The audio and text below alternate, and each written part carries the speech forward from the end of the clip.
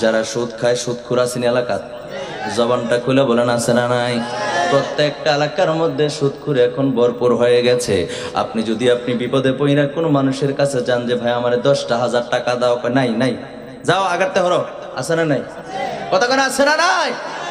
আপনি বিপদে পড়ে বলছেন ভাই রে, ও ভাই আমার স্ত্রী বড় অসুস্থ, আমার মা অসুস্থ, আমার কলিজার টুকরা আব্বা অসুস্থ রে, আমার 10,000 টাকা দাও, আমি তোমার দিয়ে দেব। ও বন্ধুরা আমার, ভাইয়েরা আমার, টাকা সারা দুনিয়া গুললেও টাকা পাওয়া যায় না। যেই মাত্র আপনি কইলেন ভাই তোমার কাছে যদি নাও থাকে কেউ তো টান দিয়ে না দেও, সুদে হইলো, আমার জানা আছে দৌমুখের কাছে আছে, আসলে তাইনের কাছে আছে। কথা কোন ঠিক কিনা? এতক্ষণ কিন্তু টাকা বাইর হয় না। এখন যখন বলছে কিছু লাভে হলে আমার টাকা ডাইন না দাও, আমি 1 মাস পরে দিয়া দেব, কিংবা 15 দিন পরে দিয়া দেব, কিছু লাভ হলেও আমাকে টাকাটা এনে দাও, তখন কয় আছে আমার কাছে অমুকের একটা টাকা আছে, আমার জানাও না। কথা বুঝেন নাই? আসলে কি তাই নেই সুদের কারবার করে। কথা কোন ঠিক কিনা? এরকম বহুত আছে, আরেকজনের কথা, অমুকের কথা, তমুকের কথা বইলা বইলা সুদে টাকা লাগায়, আছে না নাই? কথা কেন আছে না না? সাথে সকলে পড়ুন আউযু বিল্লাহি মিনাশ শাইতানির রাজিম বিবারাকাতি বিসমিল্লাহির রাহমানির রাহিম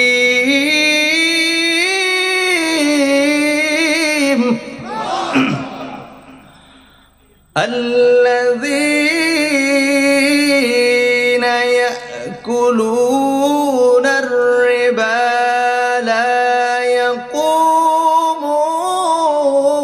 ইল্লা কামা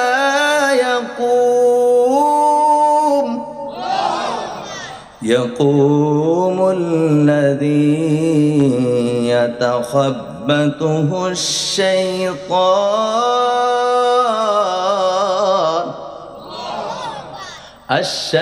আশ-শাইতানু মিনাল মাস। আল্লাহু আকবার বলেন। আমার প্রিয় ভাইরা, আমার বন্ধুরা, আল্লাহ পাক রব্বুল আলামিন কুরআনুল কারীমের মধ্যে সূরা বাকারার 175 নম্বর আয়াতে কারিমার মধ্যে আল্লাহ বলে দিলেন, আমার আল্লাহ জানায় দিলেন, যারা সুদ খায়, যারা কি খায়, যারা সুদ খায় সুদখোর আছেন এলাকাত, জবানটা খুলে বলেন আছে না নাই? প্রত্যেকটা এলাকার মধ্যে সুদখোর এখন ভরপুর হয়ে গেছে। আপনি যদি বিপদে পড়িয়া কোনো মানুষের কাছে যান যে ভাই আমার 10,000 টাকা দাও, নাই নাই, যাও আগাতে হরো, আছে না নাই? কথা কেন আছে না নাই? আপনি বিপদে পড়ে বলছেন ভাই রে, ও ভাই আমার স্ত্রী বড় অসুস্থ, আমার মা অসুস্থ, আমার কলিজার টুকরা আব্বা অসুস্থ রে, আমার 10,000 টাকা দাও, আমি তোমার দিয়ে দেব। ও বন্ধুরা আমার, ভাইয়েরা আমার, টাকা সারা দুনিয়া গুললেও টাকা পাওয়া যায় না।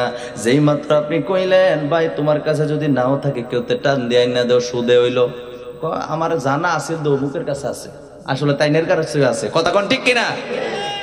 এতক্ষণ কিন্তু টাকা বাইর হয় না। এখন যখন বলছে কিছু লাভে হলে আমার টাকা ডাইন না দাও, আমি 1 মাস পরে দিয়া দেব, কিংবা 15 দিন পরে দিয়া দেব, কিছু লাভ হলেও আমাকে টাকাটা এনে দাও, তখন কয় আছে আমার কাছে অমুকের একটা টাকা আছে, আমার জানাও না। কথা বুঝেন নাই? আসলে কি তাই নেই সুদের কারবার করে। কথা কোন ঠিক কিনা? এরকম বহুত আছে, আরেকজনের কথা, অমুকের কথা, তমুকের কথা বইলা বইলা সুদে টাকা লাগায়, আছে না নাই? কথা কেন আছে না নাই? এ আমার ইমানদার ভাইরা রে,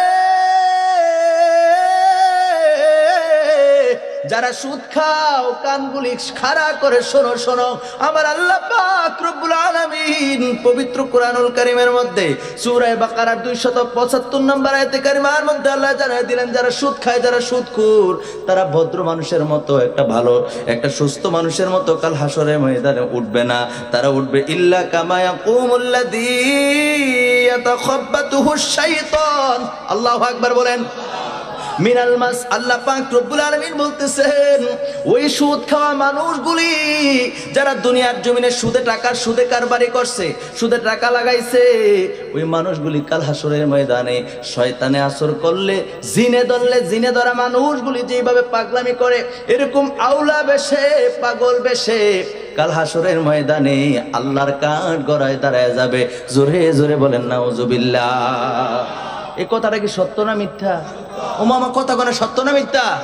এটা কি কোরআন না হাদিস? জোরে বলেন কোরআন না হাদিস?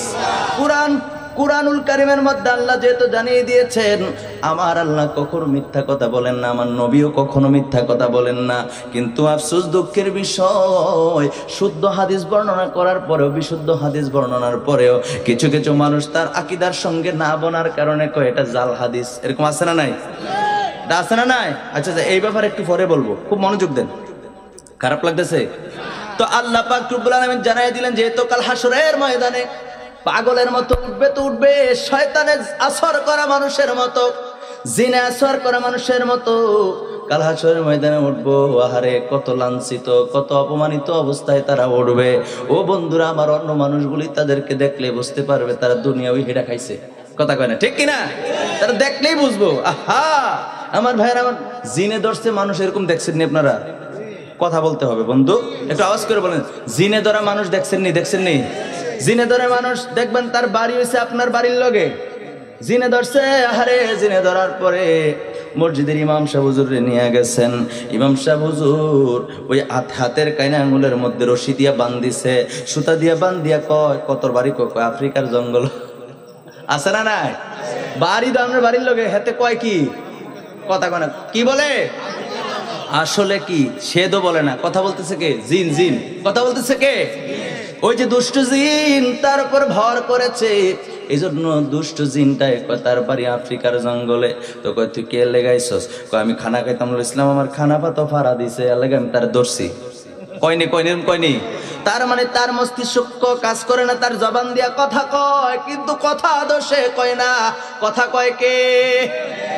জিন কথা বলে কে? জিনে কথা বলে। তার মানে বোঝা যায় জিনে ধরা মানুষগুলির মস্তিষ্ক কাজ করে না, তারা পাগল হয়ে যায়, ঠিক কিনা বলেন? এদেরকে এক ধরনের পাগল বলা হয়। আল্লাহ পাক রব্বুল আলামিন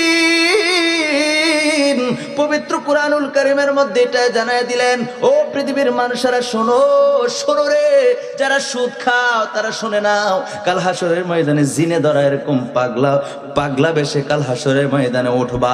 কেন উঠবা? আল্লাহ বলেন যালিকা বিআন্নাহুম ক্বালু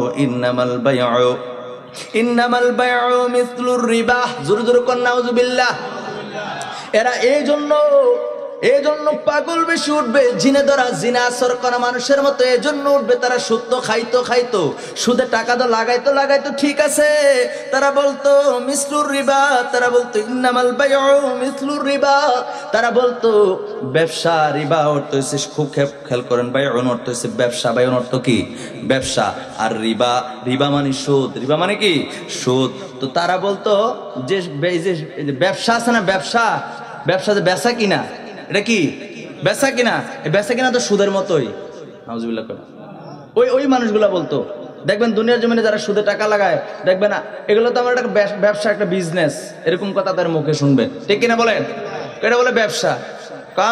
ব্যবসা করলে টাকা নিয়ে কাজ করতে হবে। তো আমি তো এটা নিয়ে কাজ করি, টেনশন করি, বিভিন্ন জায়গায় যাই, মানুষের টাকা দেই, আবার আনি, উপকার করি। হ্যাঁ বলো, উপকার করে। হ্যাঁ কি করে? উপকার করে। কত টকটকায়া মিথ্যা কথা কয়। আমার আল্লাহর কাছে সব কিছু ধরা।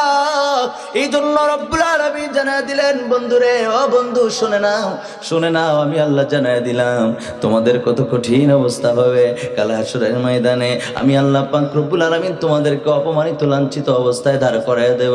সেই জন্য দাঁড় করাবো। তোমরা সুদের কারবারি তো করছো, ঠিক আছে। আমি আল্লাহ যে ব্যবসাকে হালাল বলেছি, সেই ব্যবসাকে তোমরা হারামের সাথে, সুদের সাথে সংমিশ্রণ করেছো এবং বলেছো ব্যবসা নাকি সুদের মতো। জোরে জোরে কর নাউজুবিল্লাহ। আর জোরে বলেন নাউজুবিল্লাহ। অথচ আমার আল্লাহ বলে আহাল্লাহুল বাই'a ওয়া হাররামার রিবা।